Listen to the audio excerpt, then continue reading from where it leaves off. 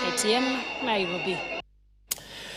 Na tukiachana na hayo mtazamaji, kwenye taarifa nyingine ya kusikitisha ni kwamba mwanamke mwenye umri wa miaka 24 anazuiliwa katika kituo cha polisi cha Mbale, kaunti ya Vihiga, kwa tuhuma za kumuua mumewe kufuatia mzozo unaodaiwa kutokana na salio ama ukipenda chenji ya shilingi 30.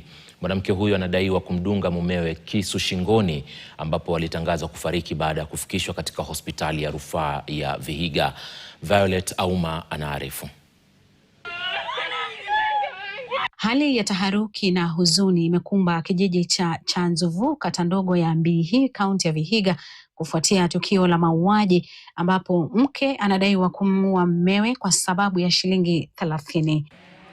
Kwa mujibu wa Juma Bakari, babake marehemu, mzozo kati ya mwanawe Abdalla Nyanyi na mkewe Eunice Nanzala ulianza usiku. Nikawaambia hiyo kelele siitaki, na wakasikia wakalala.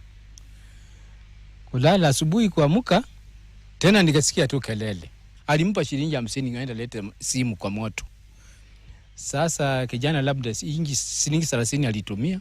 Polisi wanamzuilia mshukiwa kufuatia kifo cha marehemu mwenye umri wa miaka 27 aliyedungwa kisu shingoni. Kamwambia hii mwanamke hata mimi sitaki akae hapa. Hii mwanamke hata ni heri nitafute tu fare aende kwao. Kwenda kuinama hivyo alimtoka tu nyuma, hakuwa anajua na atamdunga na kisu. Alikuja tu na kumpiga kisu hapo. Kijana alianguka tu hapo.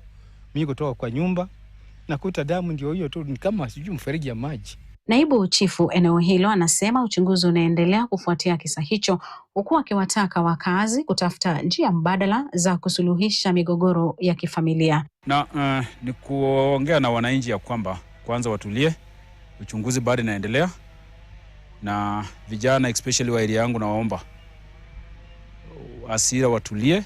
Mwili wa marehemu umehifadhiwa katika makafani ya hospitali ya rufaa ya Vihiga, huku uchunguzi ukiendelea. Violet Auma, KTN.